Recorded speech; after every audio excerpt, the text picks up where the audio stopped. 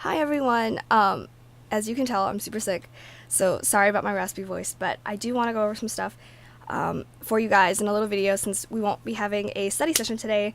Number one, because I know you all are studying for your lab exam.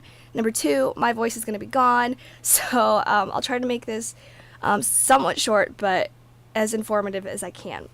So first thing I do want to say is I know you guys have a test on Monday, and then you have a test for your lab, and then you have a test, I think it's Wednesday or Friday, in lecture. And I know that's really crazy. It's really hectic. It's like, well, what do you put first? And the best advice I can give to you is that you need to study every single day all throughout the weeks before this test. You need to look ahead and you get to be like, oh my gosh, I have 3 tests, I have 5 tests on this week. Yes, it happens. And so you need to prepare beforehand. And I know at this point in time, it's like, well, it's Sunday, I can't really do that. And like, yeah, so that would be my first advice. But secondly, I would really study the things you don't know. Stuff that you've already studied, don't go over and study them again because you're wasting time, because now you're constricted with time. So you really need to study the things that you know you don't know. And don't just pound away. You need to be very efficient in your studying. So the first thing I want to go over in your notes is on page 24. This is not in your notes, but it is on the slides, and it's super important to know this. It's the zones of, the zones of the epiphyseal plate, and it's not in your notes. It should be somewhere where you see this picture. This is like a couple slides that Dr. Nerskov had on the screen, and even though I would really write them down, not a big description, just all 4 zones, which we're going to go through right now. So this was the bunny analogy he gave, where the bunny was westing in the refrigerator, which was super cute. But anyways, so you got your 4 zones. Your first zone is resting cartilage, and I know it might be like, why is it cartilage?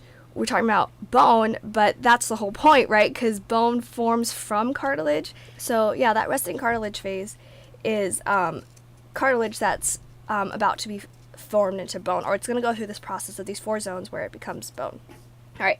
So the next stage is proliferating, the proliferating stage. The way I remember this is pro-life, like people who, when you're talking about abortion, like keep your baby, like pro-life, because proliferating means to make more, and so that zone is all about pro-life, making more bunnies, making more cartilage. Zone 3 is hypertrophy, which means to get bigger. Anyone of you guys who's into like muscle building or just fitness in general, that's when your muscles get bigger, or atrophy is when they get smaller. So hypertrophy is to get bigger. So now these baby bunnies and these baby cartilage cells are growing up and getting bigger. And then zone 4 is calcification, which, as we all should know, when you calcify cartilage, it's turning it into bone. It's making it hard. So at this point, this cartilage is now becoming bone. This is the zone where cartilage becomes bone. And so I think of calcification as ossification zone, but it's not. It's the calcification zone, but that's how I remember it. Each zone goes through the resting cartilage stage, the proliferating stage, the hypertrophy stage, and the calcification stage.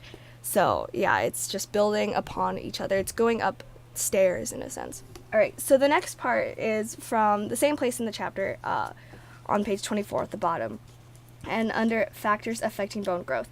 And the first thing is obviously genetically. You look like your parents in structure for the most part. Like if you have 2 very short parents, most likely you won't be super duper tall unless you had like a grandpa who was like super duper tall, but even at that point it's more likely that you're going to be short, or in the shorter spectrum of people's heights. But so that's definitely how genetically you're affected. And the other 2, how I remember that is when you're young, your parents are always like, make sure that you eat your food and eat your vegetables because they have vitamins, so you'll grow up to be big and tall and strong like your older brother or your older cousin or whatever. Also sleep, because sleeping is when you grow, you need to sleep. They put you to bed early.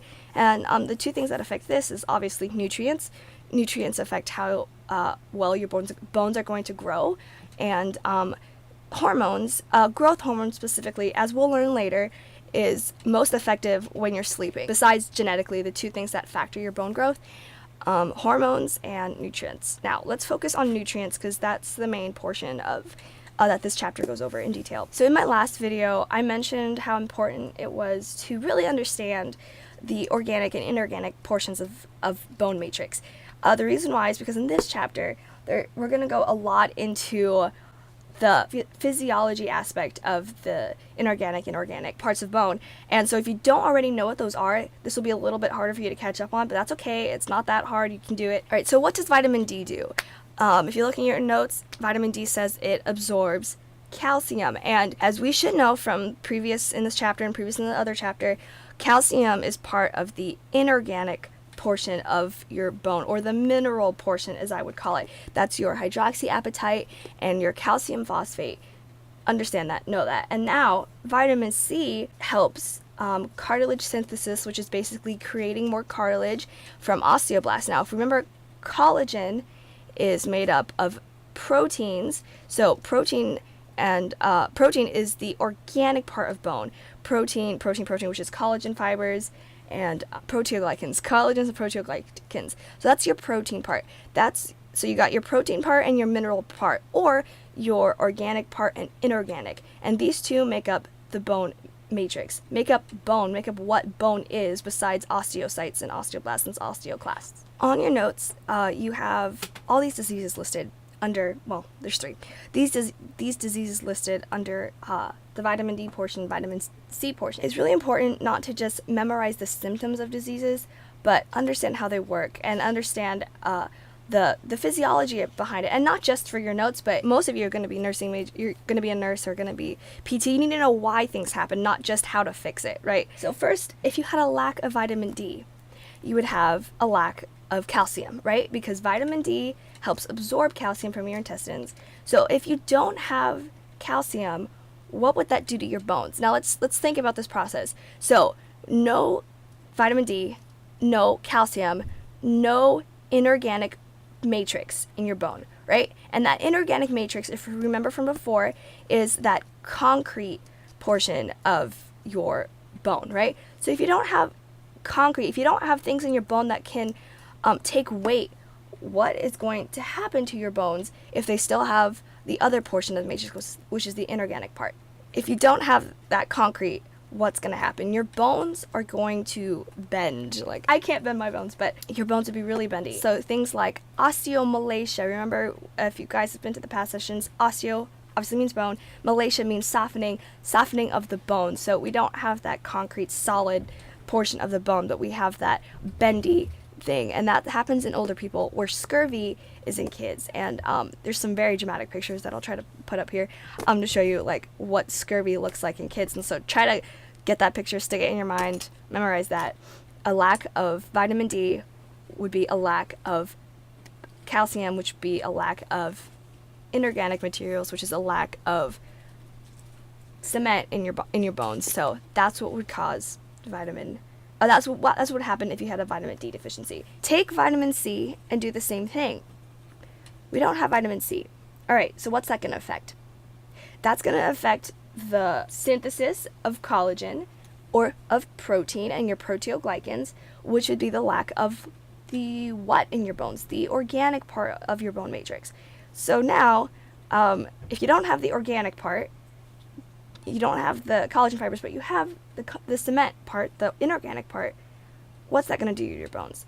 Now, your bones can take weight, so if they can take a whole bunch of weight, but now they can't bend at all. They can't, if they're ever put pressure and they're moved slightly, they're just going to shatter because they don't have that flexibility that protein gives it. And that would be a disease such as scurvy. That one I just had to memorize. I couldn't really I couldn't really break it down like osteomalacia, but just know scurvy. So one way to remember this section is think of a building, or if any of you have done any construction or done anything mission work that you're working with construction, if you have rebar and you have cement, if you have an earthquake and you have a portion of if you have a house or something that doesn't have any rebar, what's going to happen? Cracks, right? Cracks everywhere. Same with the sidewalk that doesn't have rebar. It cracks a lot easier than if it were to have rebar. And why that is because the rebar helps with the flexibility of the cement. It's not really flexibility, but if you can kind of think of it that way, where that rebar will give it a little give here and there, where if you just had rebar and you didn't have cement, well, you obviously don't have anything. But that's how I kind of remember the differences between the inorganic and the organic, because inorganic would be your cement and organic would be your collagen fibers, which are like the rebar. So going back to the bone growth effects, one question would be like, what happens if there's no vitamin D in your body? Think about that. Like, that's a test question that Dr. Norskov could ask. Or, what is zone 3 of the epiphyseal plate? And so, I mean, those are great questions to ask. I would put something like that on a test if I made it. But anyways, so really try to just ask yourself your own questions. I should go because I'm losing my voice. And you guys hopefully by now should have studied a bunch, and hopefully this will just give you a little bit of a push into getting an A on our quiz tomorrow. So I'll see you then, and good luck studying.